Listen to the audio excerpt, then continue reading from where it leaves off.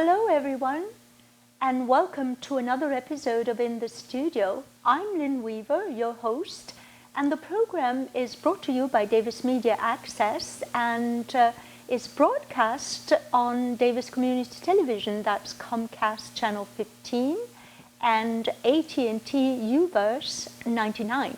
We're also online at dctv.davismedia.org, and so you can go and watch some of the other programs as well.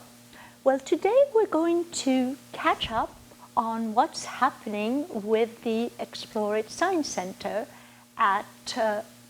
in Davis. And as you know, and many of you know, the Explorit Science Center is at the heart of science education in Davis as well as in the county.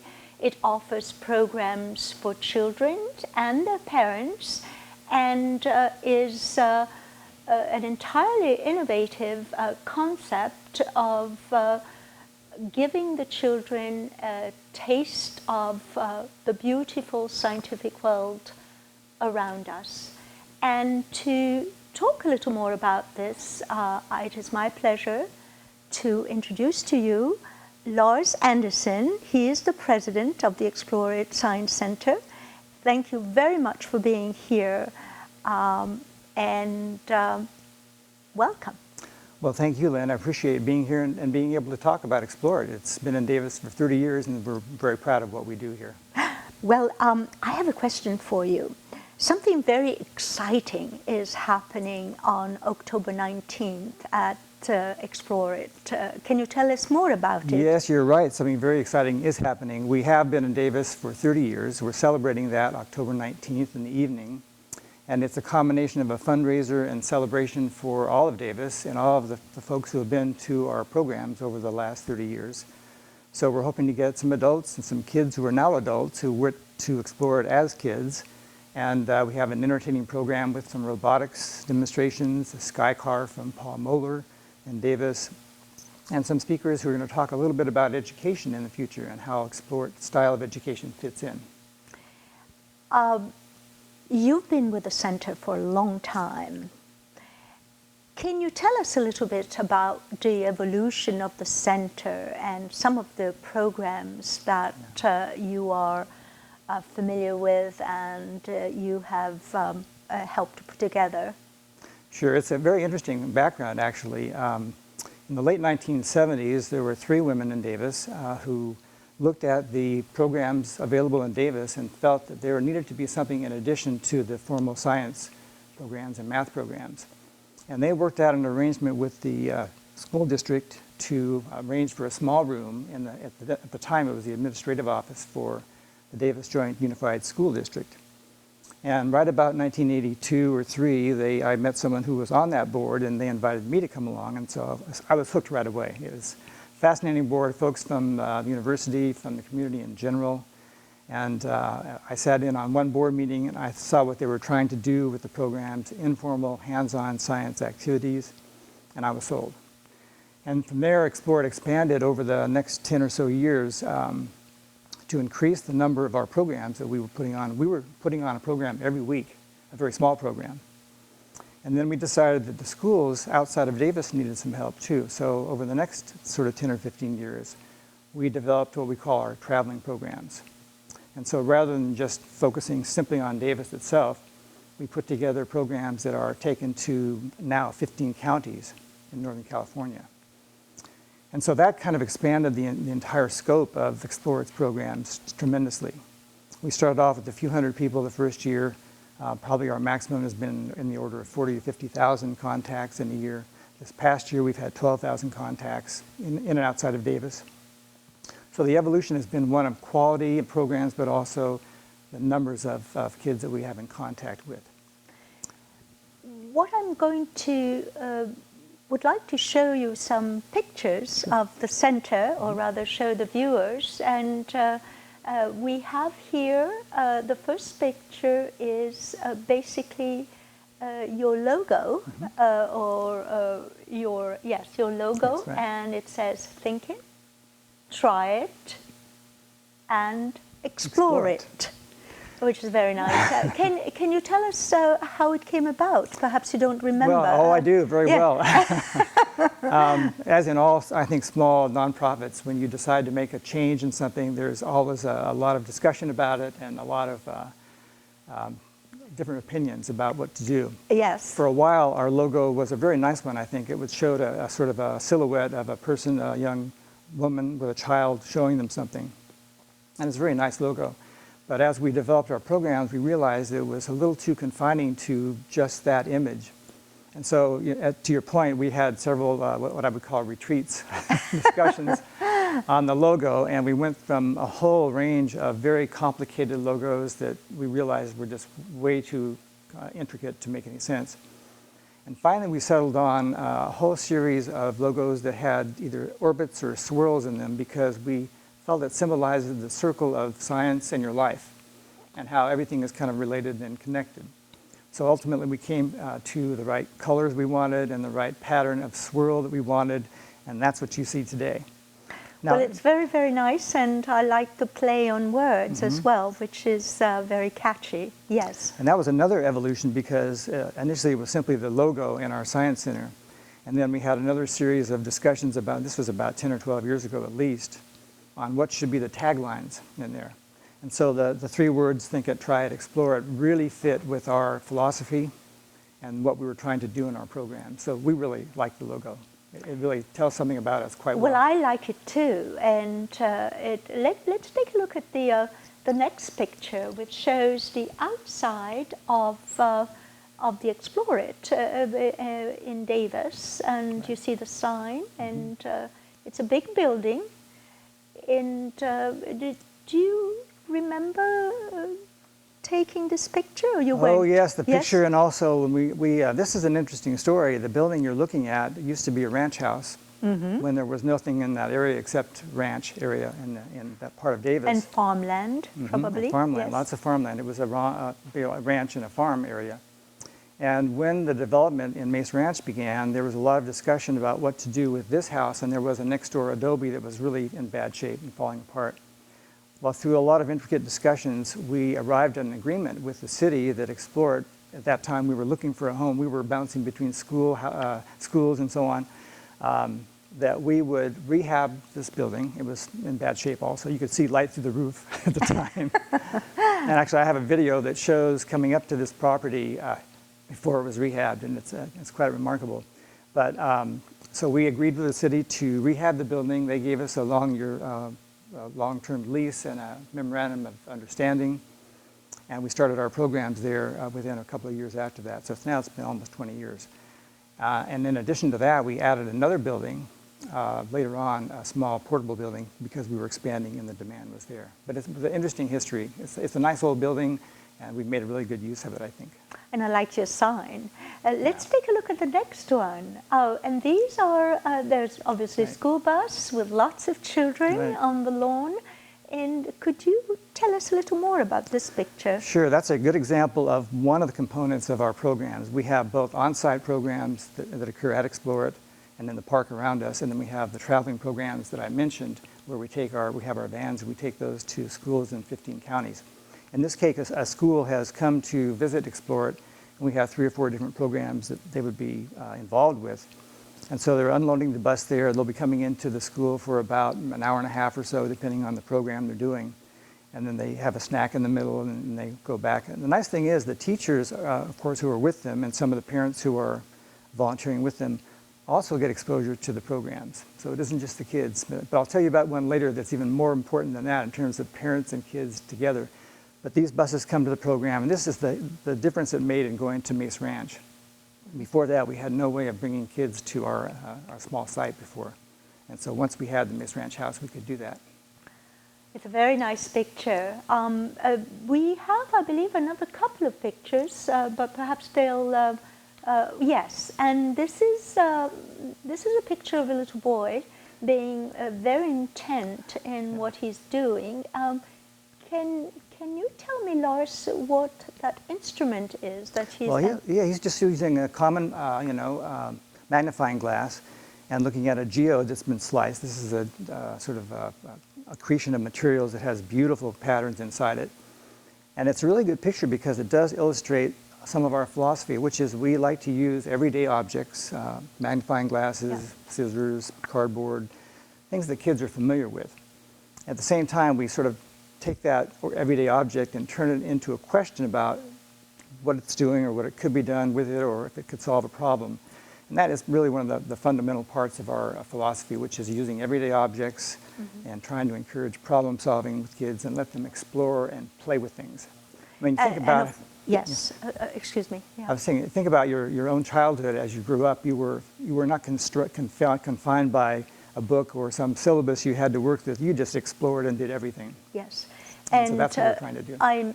My feeling is that the idea of using very familiar objects to the child is key, because they are familiar to those objects, and yet they learn a new way or scientific way of looking at those familiar objects. So that's very unique and that's very true. beautiful. And also I think from our point of view, it breaks down what seems to be a wall sometimes between, quote, science and your everyday life. Yes. And one of our goals is to break that wall down so kids, as they become adults, are very comfortable with science, with technology, and with actually understanding technological problems and questions, because we have more and more of those as time goes by. Do we have another picture? I think we do, and this is a cute one. That dog. Can you tell us about that? When Well, was that we taken? have yes, we have various events at Explorit where we're celebrating either there's a particular one during the season of the year, or in case at the end of our summer sessions, we have a celebrate our summer session ending. This last summer, in fact, we had a tremendous show by the chemistry department on UCD campus. These folks came over and did a tremendous job of putting on a chemistry demonstration. It was celebrating the end of our summer camp sessions that we had. And we had 150 people around Explorit and watching these incredible demonstrations, and it was great fun. So this is part of those kinds of activities that we have. One of the things to mention, of course, is the popularity of your science summer camp. How many children, on average, do attend those camps? Summer camps are really tremendous. We have several sessions during the summer from when school is out to when it starts again. Usually there are several hundred kids that go through the programs over the particular summer. And the thing that's interesting is we have kids now that have gone through the, say, first and second grade programs, and now they've entered into the third, fourth, or fifth grade programs. And they've been out there those programs 3 years in a row. So they become pretty much old hat, and they know what's going on. And some of them are very funny to listen to because they kind of know what the younger kids are going to do. And they're pretty sharp. These kids are pretty sharp. By the third summer, they've been through a lot of interesting experiences there. How do you organize your traveling programs? Do you have partnerships with the schools, or? Yes, we have some. Most of the traveling programs are done by reservations from the schools to Explorit. And right now we're taking them for the current academic year. And it's just starting up. It starts usually slow in the early fall, then builds up to the middle of winter, and then gets more intense toward the spring. But schools will call us. We send out a flyer. We just sent out a mailer not too long ago describing our programs. And then they come back with reservations, and then we arrange to meet with the school. But there's a lot more preparation than that, because we work with the teachers and the principals, because some of our events are in the evening. And we have 200 or 300 kids and parents for those events, so we have to have volunteers and so on. But it's very well coordinated. It's a very large operation. Let's talk a little bit about funding or support. I know that you're very active in fundraising, but for example, for these traveling programs, is the cost covered by the schools? Some of the cost is covered by the schools. I see. We call them fee for services. Yes. But the reality is that because we're trying to bring those programs to underserved areas, a lot of them have to be subsidized by our funding, our donors, grants, and sponsorships. And who are your major sources of funding, without naming, of course? Well, that's a very interesting question, Yes. Ben, because if you had asked me this in 2005, I would have said corporations, private donors, and a few grants. But when the economy crashed in 2008, a lot of the funding from private donors and corporations almost completely dried up. So we've had to shift our plans and budget and strategies and models quite a bit. In fact, we're still in the midst of doing that, and every nonprofit is in the same boat right now. Oh, So, I'm sure. yeah. Yes. There are some statistics where I was reading just a couple of weeks ago, something like 30 to 40% decline in support compared to 2006 and 7. And that's pretty much across the board. So we're, Explorit is always having to go after funds, and our model is going to change, I think, a little bit in the next 3 years. We hope to bring in some more collaborations with groups in the region to help.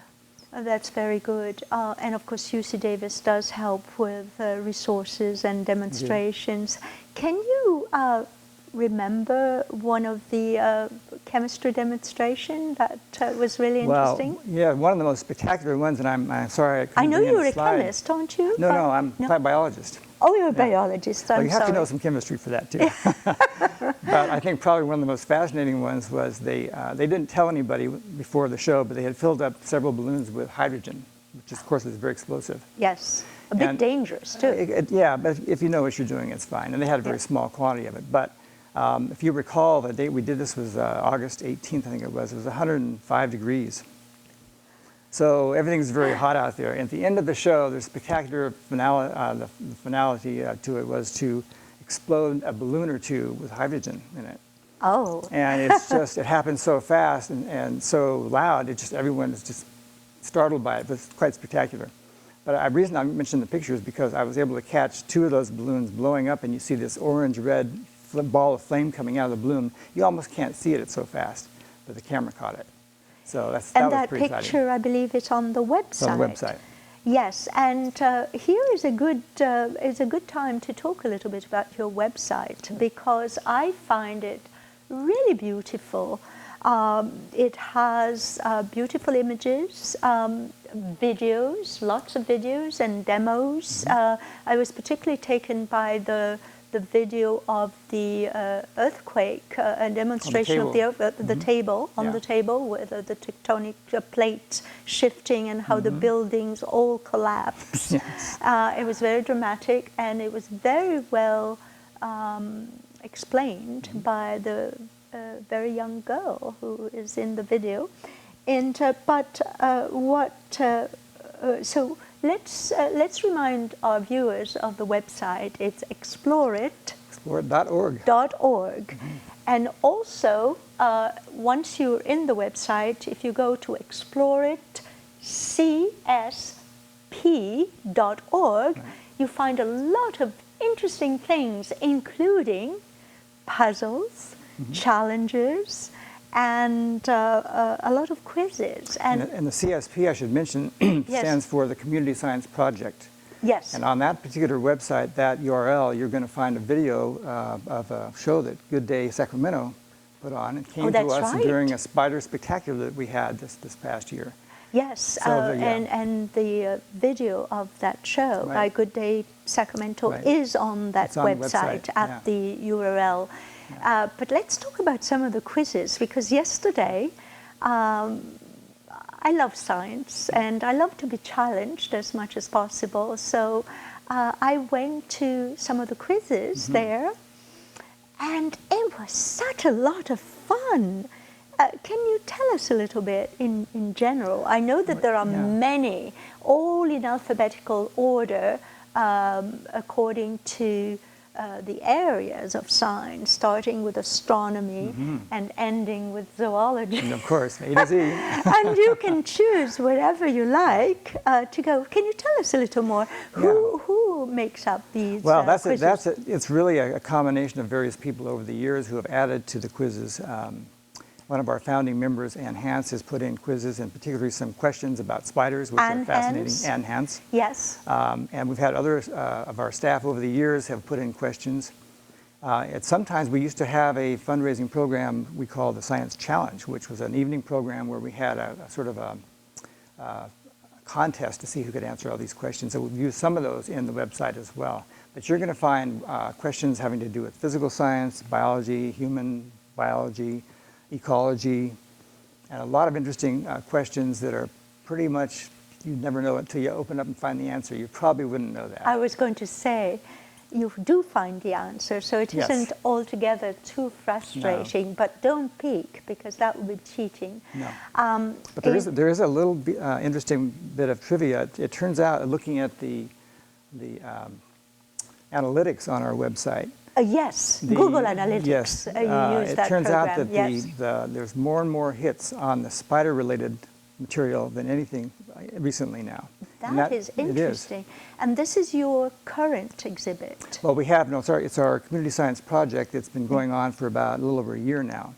And we started this project as one of our shifts from our traditional on-site programs to something that would encompass a lot of different components of a topic, in this case, spiders. And it turns out it was a winner. Spiders are connected with people from the time they're 2 years old till 92, and everyone has an opinion about them. And they're in the literature, they're in the movies, they're in everything. They're in a lot of folk tales, and there are a lot of mythology about them. And people have very different opinions about them. In fact, if you go to our spider website, you can take an attitude survey. Oh, and see interesting. Yes, and you'll find out there's questions about how you, Lynn, feel yes. about spiders, or how you don't feel about them. Yeah. So it's a lot of fun. And of course, there are so many types of spiders, and especially in California, some of them are black widows as well. Very I common. saw one in my backyard once, yeah. and it was pretty frightening. Yeah. And you can remind us what a black widow spider looks like. Oh yes, it's got the shiny black abdomen and an hourglass on the bottom. It's interesting. And the you red mention dot. That's the hourglass. We call it our red hourglass on the bottom. I see. Shaped as That's an hourglass. the scientific thing. Yeah. Okay. The interesting thing about black widows, though, is that, of course, everyone has their own fear of them, but they stay pretty much to themselves, which is yes. a good thing, and unless they're really disturbed. Unless they're really yeah. Annoyed yeah. by someone going annoyed, to... messing with them, or yeah. Yes. Yeah, so your spider science project is very interesting. Then it has. Yeah. I mean, rather it was very popular. Popular, and we've tried something new with the spider project. Also, we now have taken some of those programs to libraries within the county. I see. And that's new for us. We've always gone to schools. Yes. So that's a new component, and it's turned out to be a lot of interest in that. So we'll be looking at more library visitations and programs in the next few years, I'm sure. Are you? Do you think you're going to be even more closely work with UC Davis? I think so. We've already had some informal discussions, even in the last week or two, trying to develop some collaborative projects. Mm-hmm. We developed one with the Spider Project, actually, mm-hmm. about a year ago. But it's clear that more and more, all of our groups that work with science and nature, we need to get our programs, I think, probably affiliated more closely, because the funding situation is difficult. Very difficult, and the yes. more we can collaborate and cooperate on these projects, I think the better it is in terms of long-term funding. And that's kind of what we're going to be shooting for in the next few years ahead. Lars, what do you think is the most unique aspect of Explorit? One thing. Well, one thing. That's we have a lot of interesting things we do differently than most. The one thing that we do that you will not find pretty much anywhere else is their outreach programs and traveling to schools the way we're doing it. We have the largest outreach traveling program in Northern California for classroom experiences. Our style is different, of course, as I was talking about before. The interactive style, and it's funny because yes. other science centers yes. and other centers are sort of moving in that direction now. But the real unique component of our program in general is that we go out to the schools where the kids are.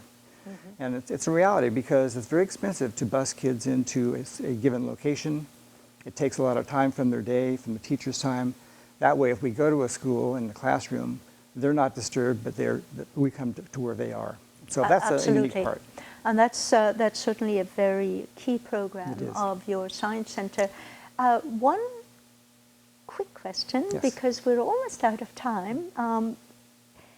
If you were to ask for one thing that the Explorit Science Center needs, what would it be? I mean, well, you can guess. Money, perhaps. Funding and sustained funding would be the top priority. And what about volunteers? You've got a lot of volunteers? We have volunteers, and we're developing more volunteers. And I would suggest anyone who's listening to the program and would like to get involved, please contact Explorit on the website, or just call us up. And We have lots of opportunities for volunteers, and it does save a lot of time for the staff to work. It's also a really good experience. We've had a lot of volunteers over the years, and they learn something too. It's a lot of fun. Well, that's wonderful. Thank you so much, Lars, for joining us here in the studio. And of course, thank you to all of you watching us from home or from wherever you are. And of course, thank you as always to our wonderful technical staff. If you'd like to watch this program again, you can go to our website at dctv.davismedia.org. And while you're there, perhaps you can check some of our other more interesting programs. I'm Lynn Weaver. You've been watching In the Studio. Thank you so much for watching, and see you next time.